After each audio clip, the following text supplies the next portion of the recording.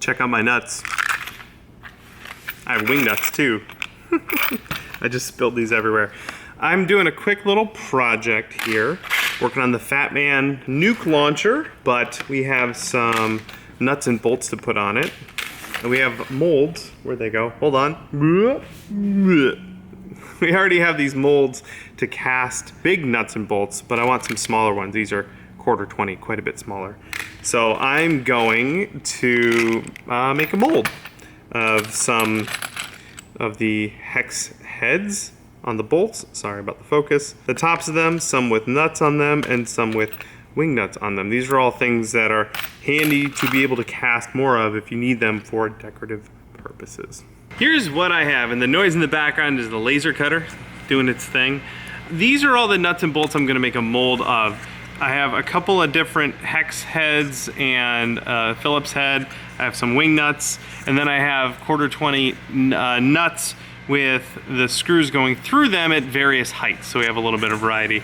All of the non-used parts are below, and I just hot glued this contraption together so I can pour my silicone in there. I'm doing Mold Star 20 because I have a little bit left, and it should be enough to make this. I'm not gonna show pouring it. You guys have seen me mix and pour silicone countless times, but I will chime in once this is all done. It has been some time later, about a couple hours, and the silicone is fully cured. The Mold Star 20T that I use cures in about half an hour, so it should be totally cured at this point, and I can take it out. This is always the fun part. Can I just pull it off? Can I just pull this right off without wrecking my mold?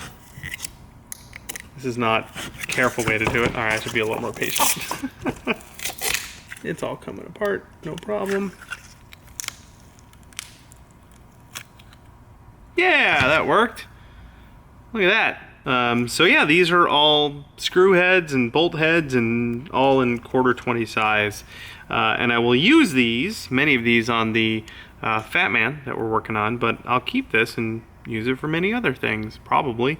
This is one of those things that you make almost as a throwaway project, and you end up keeping it for 20 years. Now I have to unscrew all of these and put them back.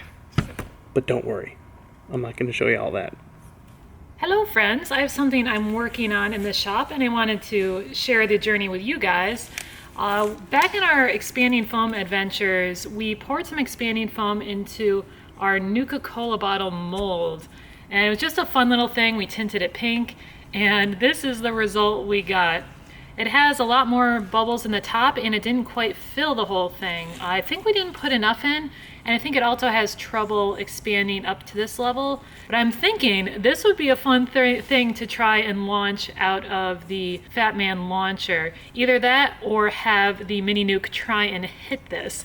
And since it's squishy and flexible, nothing should get hurt. I'd like to try remaking this again. I still have some Flex Foamit that's kind of going bad. This is the X, so it should expand more than the 25 that I used for the Mini Nuke experiment. So I've got my part A and part B poured out. This version, it's a 1:1 ratio, and I also have brown tint. So once I pour the part B, which is a lot thicker than the part A, into the mixing cup, I can put in a bunch of tint ahead of time, mix all that up so I can get hopefully a bottle brown. That way I won't have to paint this thing. I can just put a Nuka-Cola sticker on it.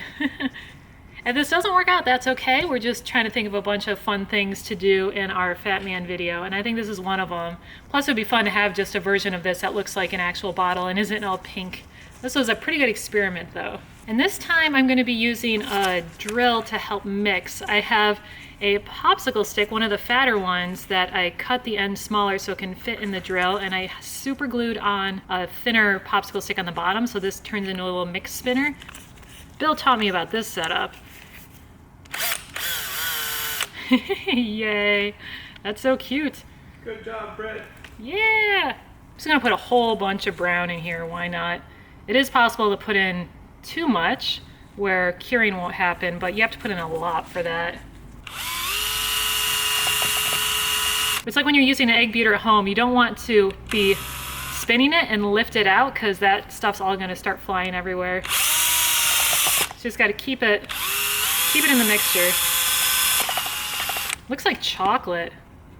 Chocolate. Nice thing about mixing in the tint too is you introduce a lot of bubbles into the part B, which is the thicker one, so it's holding a lot of bubbles. It actually looks a lot like a brownie mix. All right, it's time to add the part A. I have under a minute to work with this stuff, so gotta move fast.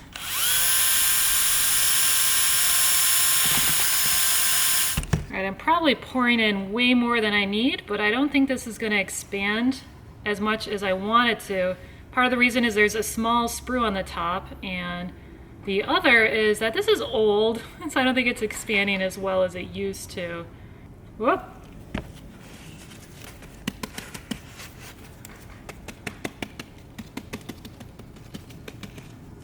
Oh goodness, I think it's working. Oh no. Oh, that's just coming out of there. Is it expanding more than you thought? It's expanding. That's exciting. It's actually working. Gotta make sure the drill's in a safe spot. Luckily, I'm working on a big piece of cardboard, so I anticipated this might happen. Woo! No, my brownies! It's like the expanding foam heard you. It's like, you think I'm old? You think I can't expand? I'll show you. This is great. I finished up the remainder of the container, so this definitely filled all the way. I probably needed like 15% less of this. Maybe 20. Oh goodness, it's still going.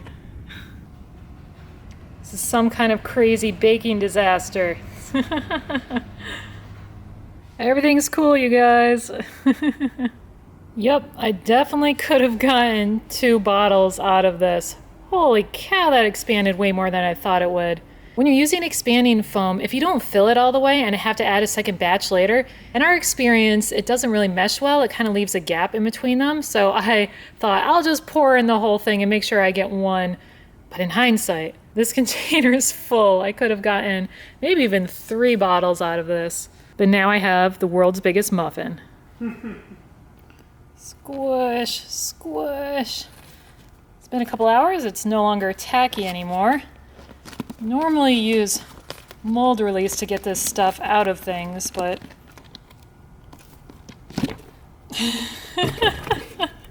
oh, the bottom's uncured.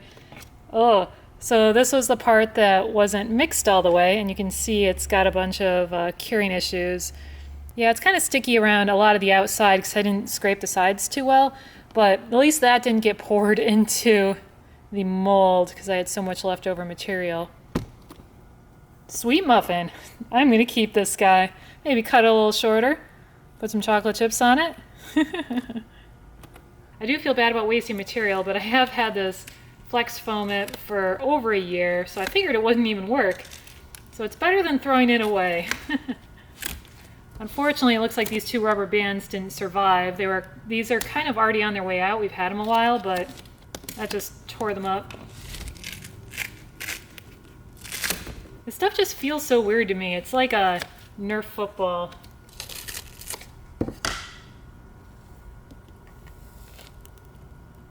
Well,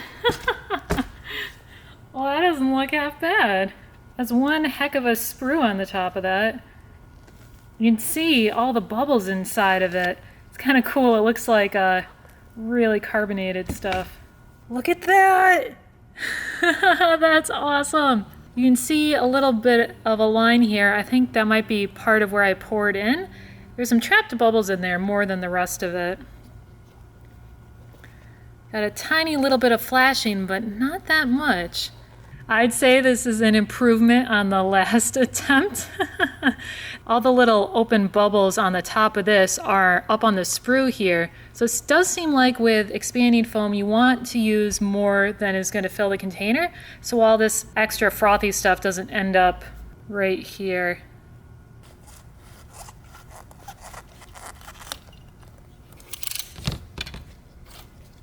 It does feel like this area around the neck has more bubbles in it than down here.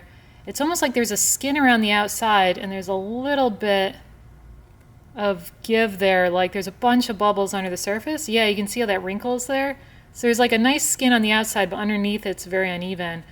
I saw this before on the bottom of this guy. So that had a similar problem, but it's down here where it's skinned correctly, but the inside of it has some voids there. I'm guessing that's the kind of thing you just have to work on. Maybe since I poured too much in, that caused a problem there. It could just be this shape. Maybe you need a bigger pouring spout. Maybe I should have had it on the bottom, like have just a huge hole here and not worry about this crisscross thing, have the whole thing be flat. That might have been better. But for something silly to launch or hit with our Fat Man, I think this is gonna work great. I think a lot of this flashing can just be scraped off. It is a little thicker on the bottom here. There's probably a lot more expanding force down in the bottom of this guy, so I can't really pull that away. I do have little scrapbooking scissors that have a really fine point on them. They're good for like cutting lots of extreme angles, but they should be good for, yeah, just slicing that off. The seam doesn't need to be invisible because on glass bottles there is a seam, at least on these ones. Now I just have to add a sweet bottle cap. Yeah, back when Bill 3D modeled this bottle, we sized it for a normal bottle cap. I know the ones in the game are bigger than this, but we just sized it to a real world cap so we could do things like that.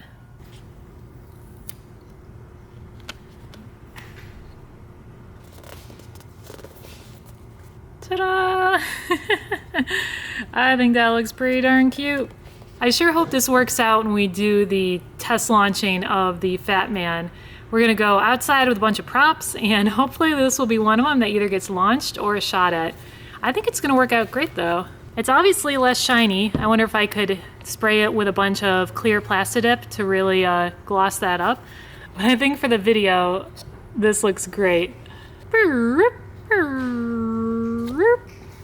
That's gonna do it from the shop this week. We are wrapping up work on the Fat Man. I really can't wait to show you guys that thing all finished up, and especially shooting stuff. That's gonna be super duper fun. Thanks so much for hanging out with us this week, and as always, thank you so much for the support. Without you, we couldn't make this work. So each and every one of you is an awesome human being, at least in my heart. I hope you're having a wonderful week, and I really, really, really can't wait to see you next week with a finished project. All right, I'm out of here.